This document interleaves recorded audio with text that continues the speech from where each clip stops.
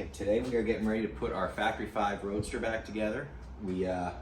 This car was going through a transmission conversion. We were replacing the T5 transmission with a newer generation TKX. And we want to change the flywheel and the clutch along with it. And we noticed as it came apart that the old flywheel didn't have any dowels pressed into it. So I thought we'd have a quick little conversation about that. The Ford flywheels come without dowels pressed into them, and they are here. They come with a little 3-pack of these dowels, and you can press them in if you want. Because it's a spinning, rotating mass, any amount of alignment out will just create an imbalance that'll get worse the higher the RPM you reach. And no matter what you do, when you have bolts that are threaded all the way up the shank like this, you cannot have a precise location with just the bolts. The only way that you can have a bolt-only located flex plate on your flywheel is if the bolt were to have a shank on it, like this. Then usually when they're gonna be for that application, the shank will usually be even a little bit wider. But the theory is, if the hole was precise for threads, then it wouldn't really be a hole that the threads could move through, and they would have to screw through it, right? So the hole for a threaded bolt always has to be a little bit oversized. So anytime you have a flex plate with nothing but bolts that are threaded all the way up the shank, you can just know that there is something missing. For the small block Fords, they come with the dowels not pressed in, and you have to press them in yourselves. And there's a couple of different ways this can be done. One way to do this is with a hammer and just to bash and beat them in. I like to use something like this here 1/4-inch socket. This is a 3/8. You could use a 1/4-inch drive if you wanted to, and it'll still work. But the 3/8 gives you a little bit more surface area on the head for the press to bite on it and flat and keep your alignment more straight as we drive down. And I also, just as a matter of care for my own tools, I also don't drive it all the way in this way. I'll also only use it to start it. And then once it's started, I'll take this off and just drive the bolt down myself. As we're driving them in, there's usually a little step down in there that'll stop you from pressing too far, but no matter what, you always just press them until the step is flush with the flywheel. I've already got one started right here, and then we'll just put it in the press and we'll press it down.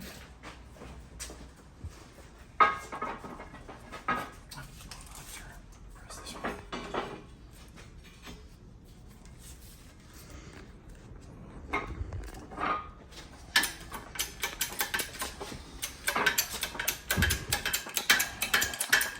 If you look at it, it's a little bit off center, but as this comes down, this will press it back straight.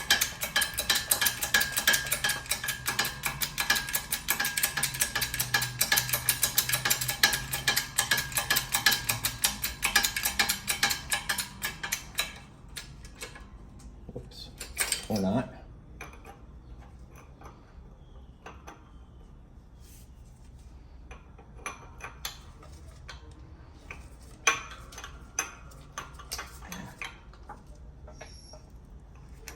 That happens.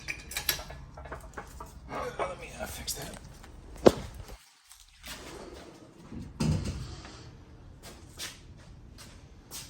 Hold on.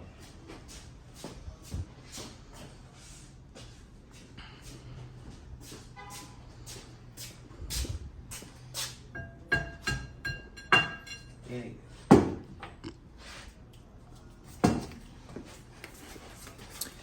Before we put this on, there's multiple holes that you can use. What we do is we take the pressure plate and we line the pressure plate up on the threaded holes, and then we take a Sharpie and we mark what 3 holes we're gonna put our dowels into. There's multiple sets of holes that you could use, I guess, depending on your application, and that's why Ford doesn't press them in for you and sends them to you like that.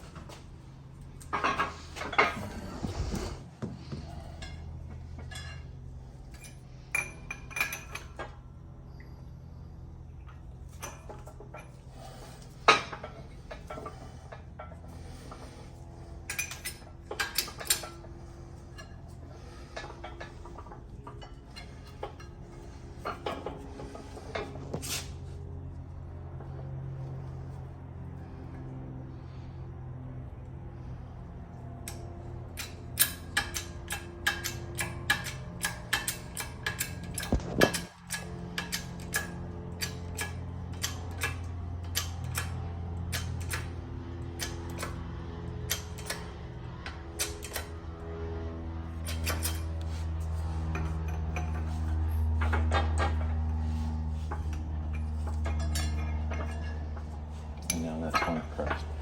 Now, I actually like to drive them in a little bit below the surface because I don't ever want to have a day or a time come where one of those lips is holding the clutch up, the pressure plate up off the flywheel, even by a fraction of a millimeter. So I'll take it, there's enough room on the shank, I'll take it and I'll just drive them down just a little bit, and then that's it.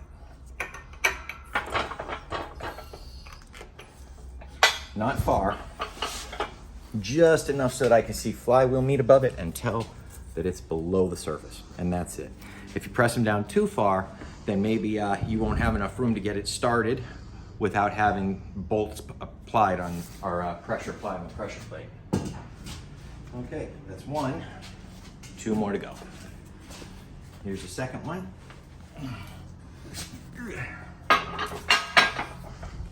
Set the tool. Make sure we're going in the right one. Oh, whoops.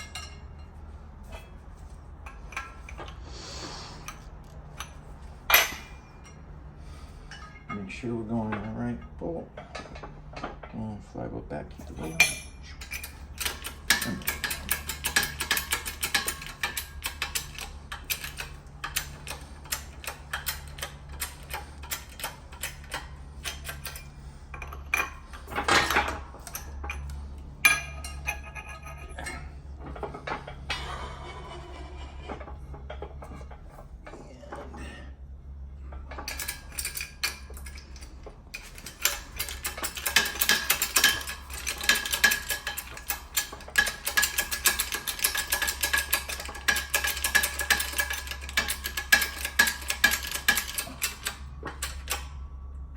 And that's it.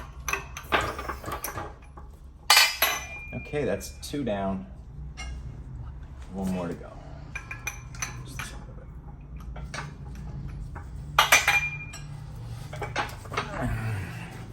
Two down, at my mark, 1 mark left.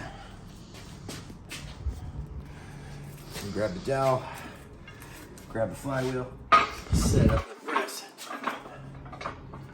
We grab the 3/8 drive 1/4 inch socket, take the spacer or the dowel, flip it upside down, get it started in the hole, lean it up to the press, and then start lowering.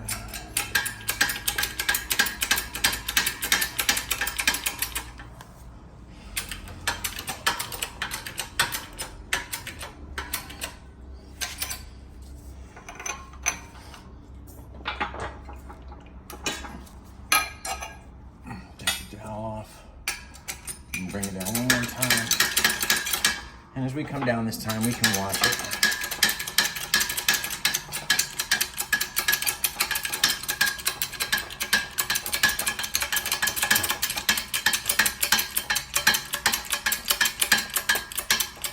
As soon as it starts to move, we're done.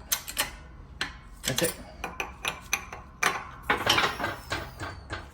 And now, before we stop the video, I'm going to show you guys, first off, the difference between the 2 flyers, with and without the dowels. No dowels anywhere around. 3 dowels. This is how a Ford flywheel should be.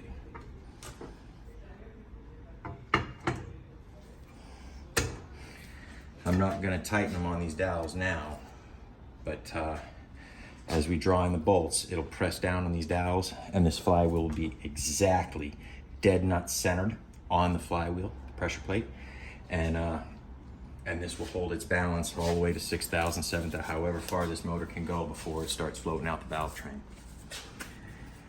All right, we're ready to start getting this Cobra together, son. Second shift performance.